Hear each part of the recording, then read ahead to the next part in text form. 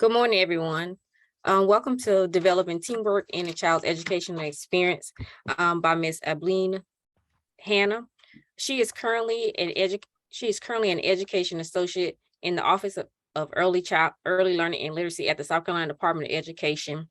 She has 39 years experience in the field of education. She has been an elementary teacher, reading interventionist, South Carolina Reading First Literacy Coach, South Carolina Reading Initiative Literacy Coach, Teacher Advancement Program, Master Teacher, Elementary Administrative Assistant, and a teacher specialist on site for the Department of Education. She has 2 adult sons and enjoys spending time with her family. Please welcome Ms. Ablean Hanna.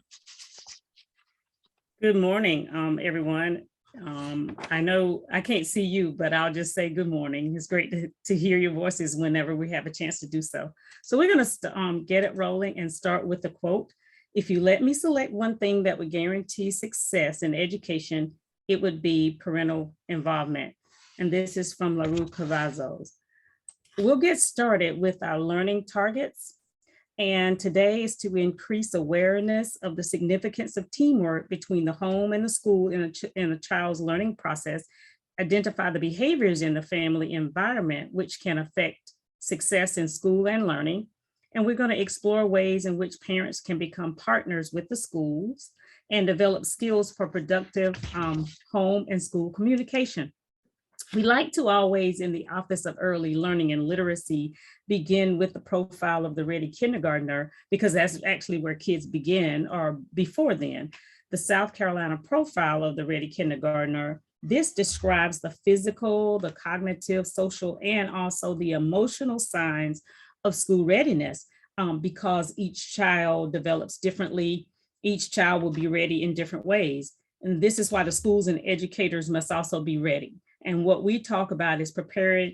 They need to be ready and prepared to meet the individual needs of the students at all levels of readiness and providing whatever support and services are needed, for that quality kindergarten experience. We also take a look at the South Carolina Early Learning Standards and the South Carolina College and Career Standards for the kindergartners. Both are set of standards that provide a shared framework for understanding and communicating expectations for children developing, and not just pre-K, but pre-K through 12th grade. Let's set the tone with a quote. I dreamed I stood in a studio. It's called Unity. I dreamed I stood in a studio and watched 2 sculptors there. The clay they used was a young child's mind. One was a teacher. The tools he used were books and music and art. One was a parent with a guiding hand and a gentle, loving heart. Day after day, the teacher toiled with touch, which was deft and sure, while the parents labored by his side and polished and smoothed it o'er. And when at last their task was done, they were proud of what they'd wrought, for the things they molded into the child could neither be sold nor bought.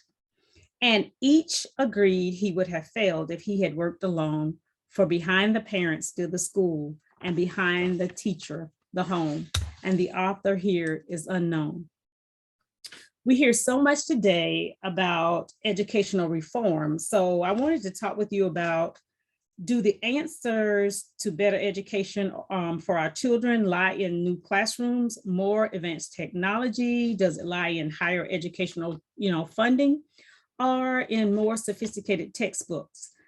If you were able to communicate with me today, I can't see the chat, but we'll talk a little bit later when I get on down through the presentation.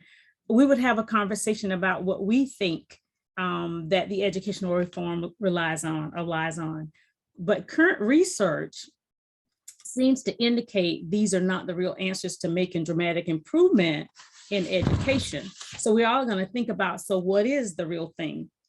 In studies done by the National Network of Partnership Schools on February 2013, it was found that schools which had more family and community involvement reported improved student behavior in school, increased attendance, and higher academic performance by students.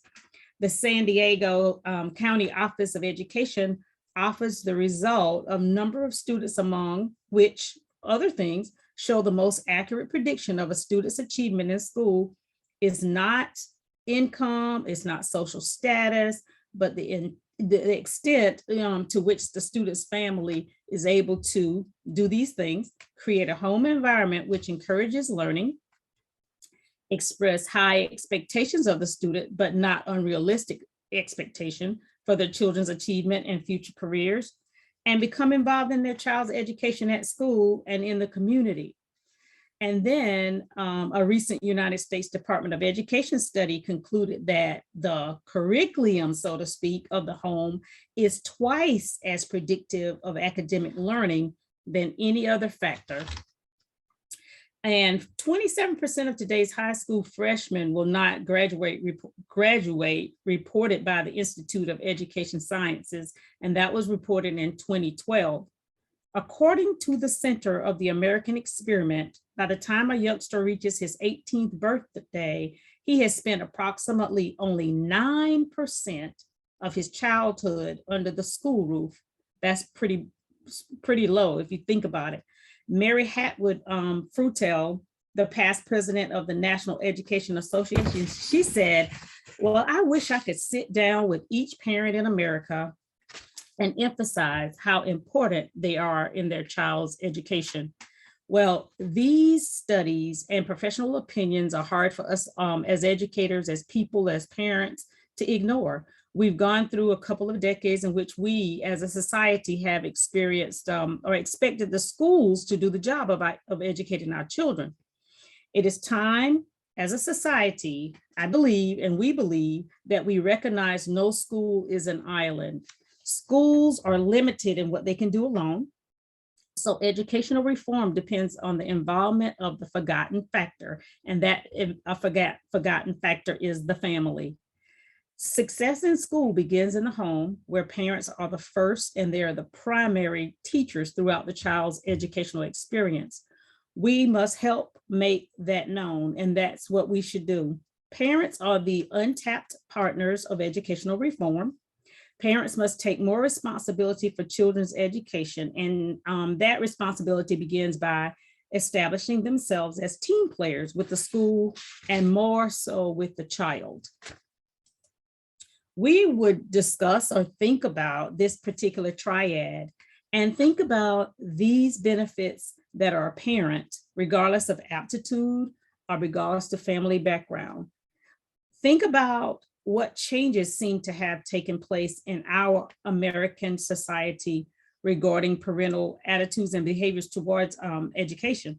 Successful reforms, as we know, in education requires the actual teamwork, and that involves the child, the school, and the parents. And I might even just go ahead and add the community. So the parent, the child, the family, the school, and the community. So I said that to say that everyone wants excellent and successful schools, and they want successful students. So how can we reach this goal? We reach this goal by having the actual excellent schools, which create strong families and healthy communications, overlapping this sphere of influence of family and school and community. This is what happens with the child's learning. So I want you to take a look at the children's strengths in learning. There are several that I have listed here: self-discipline, behaviors that enhance the learning, physical, emotional awareness, wellness, and high esteem, self-esteem, and self-confidence, good problem-solving skills, motivated, takes initiative, those things. You can look at all that I have listed there. And I want you to think about what were the attitudes towards, your attitude or the attitude toward learning in school in your family or your origin when you were growing up, and how has that affected your educational attitudes and performance? I want to think that based upon that educational triad function, and based upon your attitude toward learning when you were young or coming up in your home, has a very important, plays a very important part in what happens today as us as educators.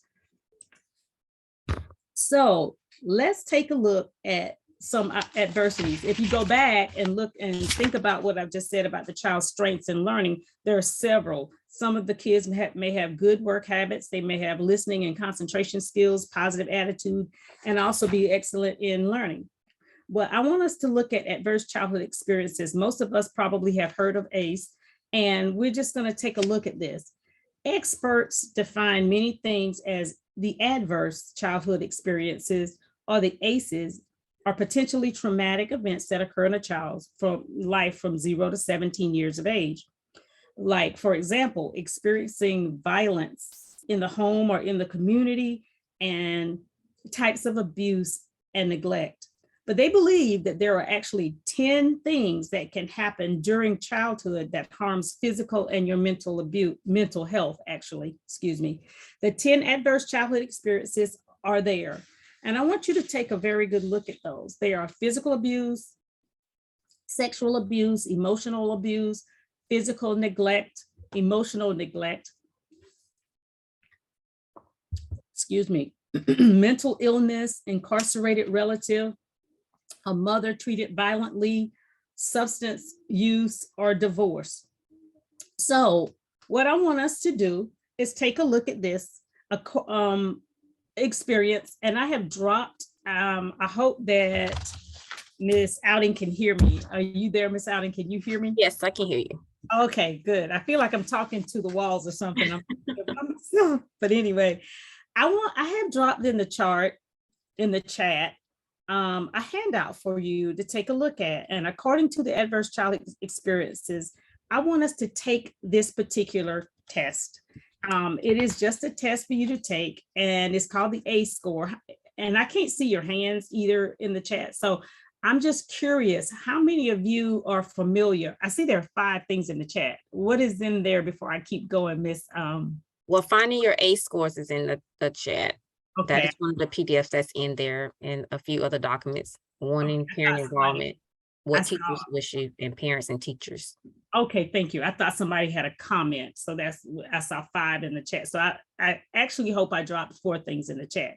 So the first thing I want you to do is take a look at the ACE handout that I gave you. If you cannot see it, let us know. All right, and make sure everybody has had a chance to take a look at it.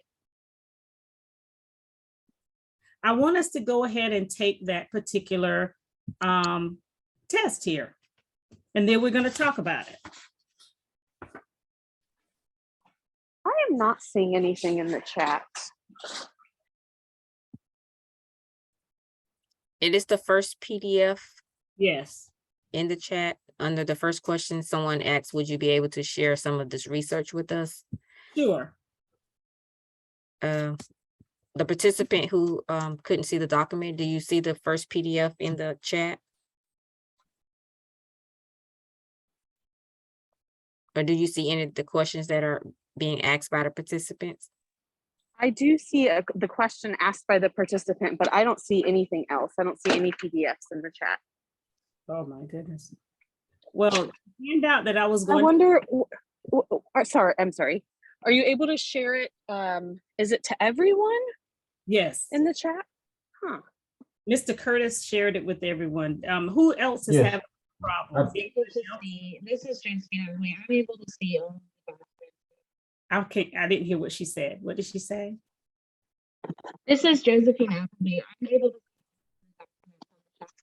It sounds as though she's saying she's able to see it. I'm about to say, does anybody see it in the chat window? I'm able to see it. Okay, can you pull it up? And we were just going to have you to take that quick 10 questionnaire and share. And if not, we'll just keep going. It's not a big deal. You can do it later then. All right, I tell you what, we'll just keep going, okay? How about that? Is that okay? And then you can pull it up. Go ahead. Would you be able to resend it? I wonder if I just joined after you sent it into the chat.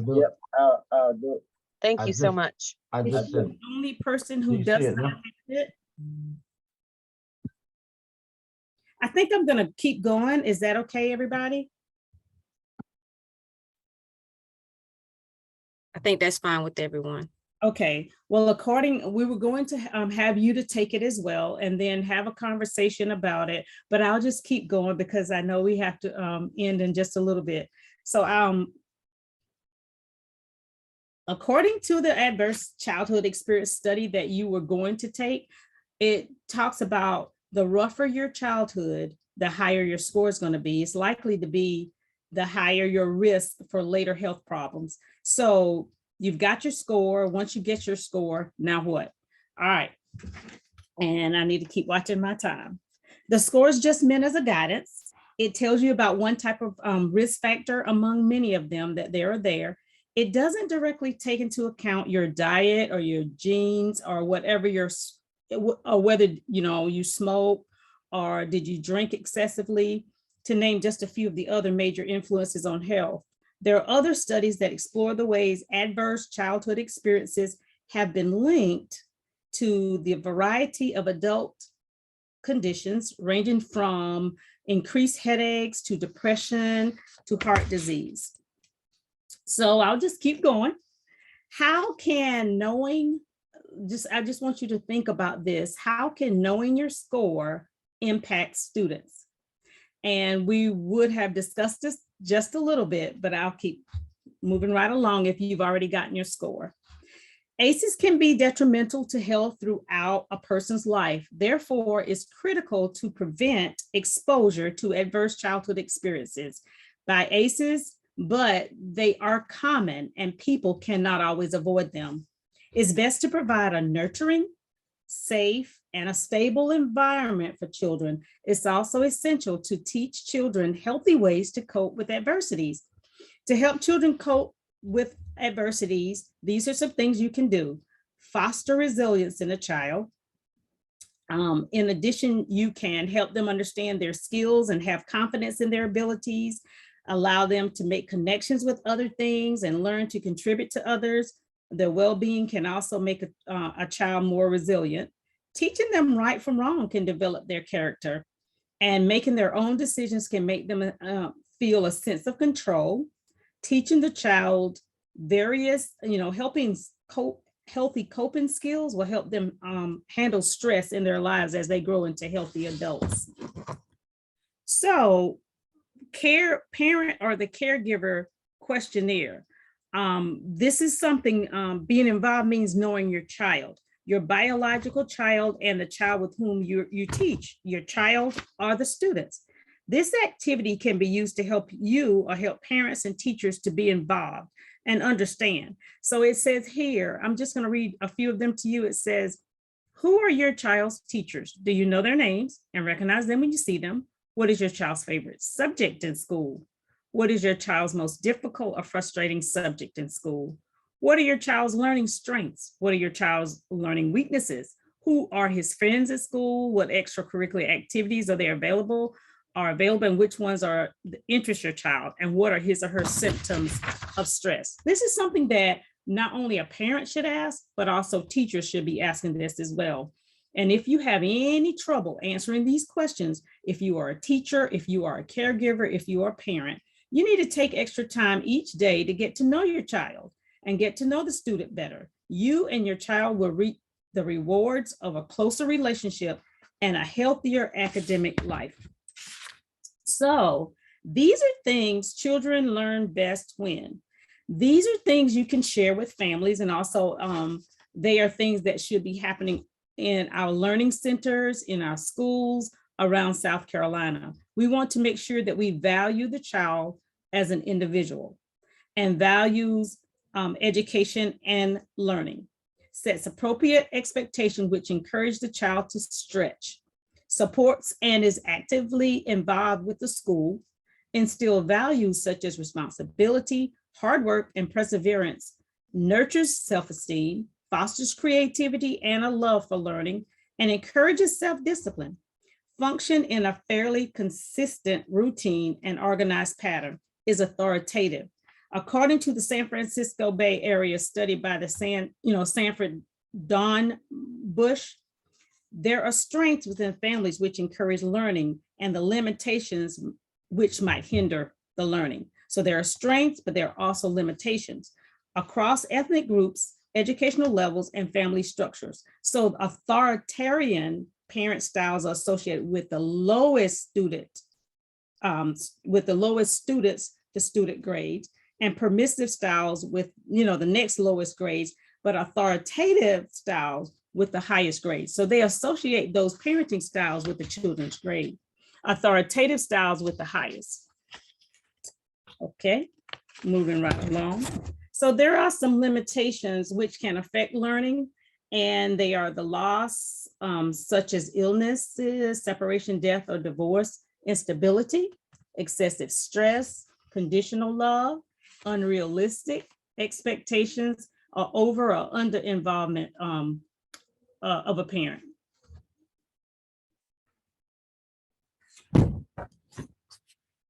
To develop this team partnership, it requires active parental involvement with the school, communicating with team players, the school, the parent, and the child, and creating a supportive learning environment within the school. So what do? As parents and caregivers and educators, we sometimes lack the skills and understanding to turn our love into practical school supportive actions. A teamwork approach can make this particular thing happen. When parents become a team player in the child's education, it says to the child, I care about you, I believe in education, and I also will support and encourage you to reach your highest potential in education.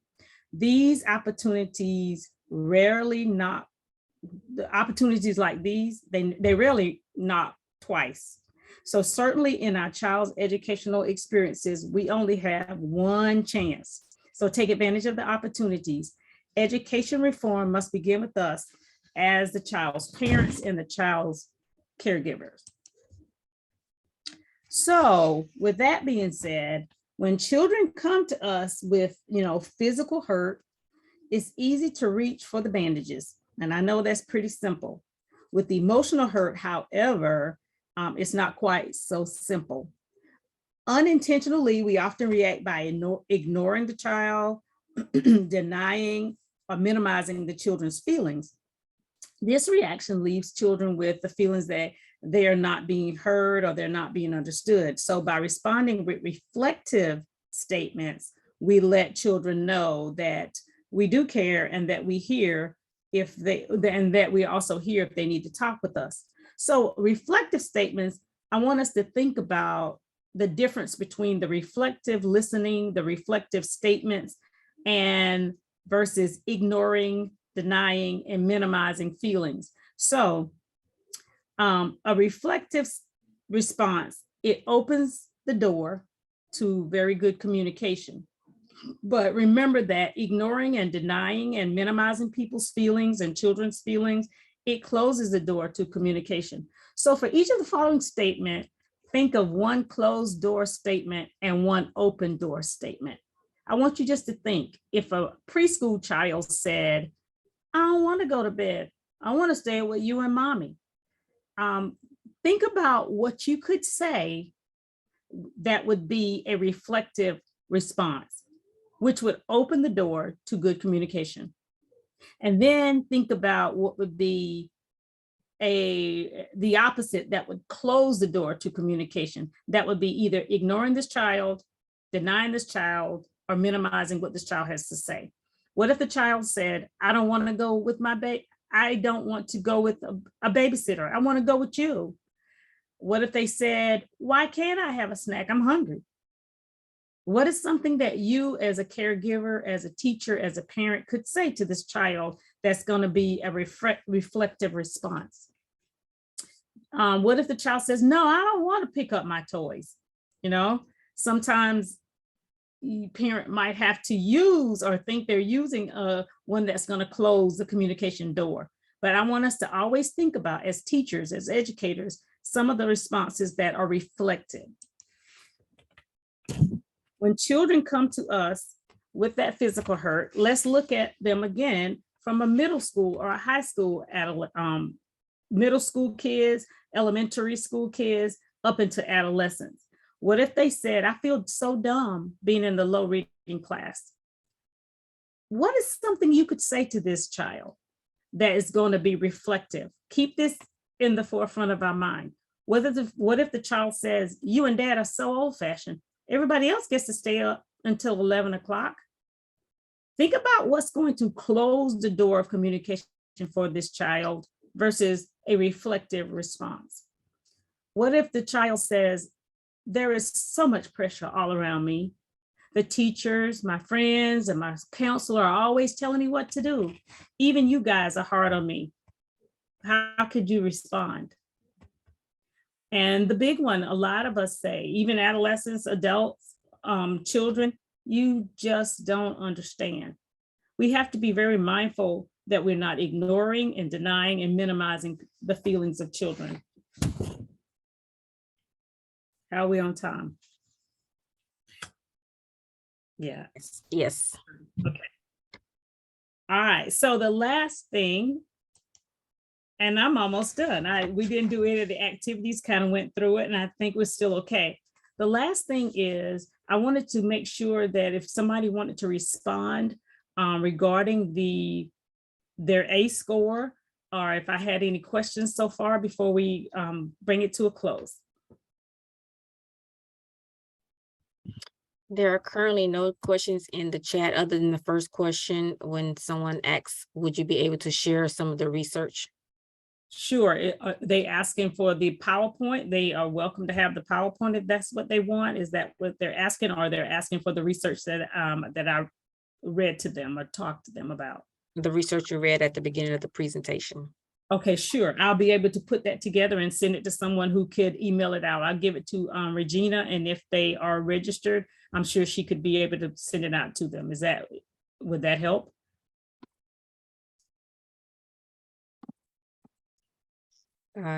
Didn't get a comment just yet, but I'm sure that's what they're requesting. Okay, so I think Yes, they said yes, thank you. okay. So maybe that's the only person who would like the research, and all of them would not. So if she would just leave, or he would just leave their email with you, Ms. Outing, and then I'll get it all to them. Okay. All right. The last thing I wanted to talk, we were going to talk about, or I'm just going to share with you the last three things. These are just some tips and resources that you can use it any way you would like to.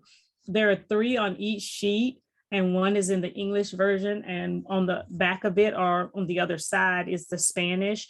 And what I like to do is print them off on cardstock and cut them in sections of 3.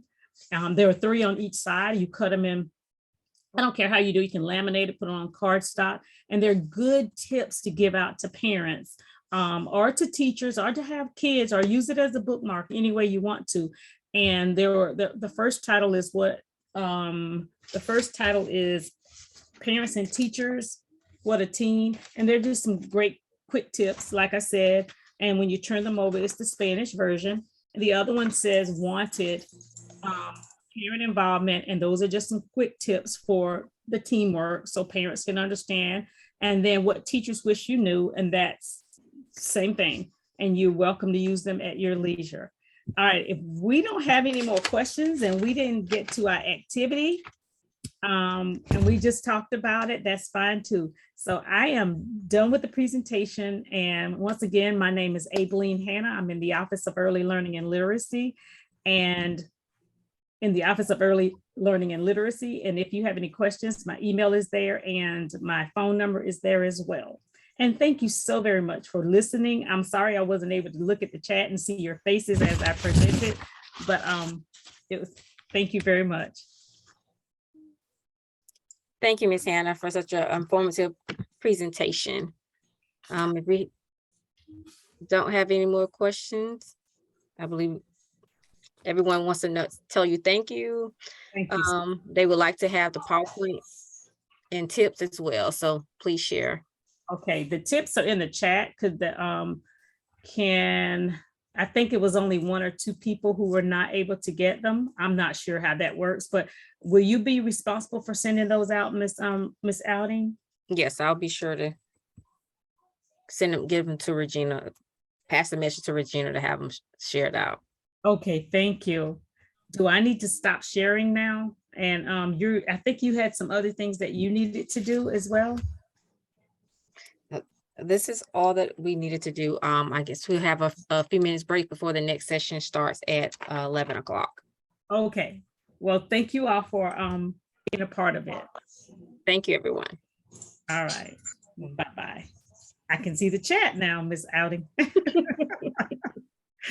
Oh, that's me in Zoom.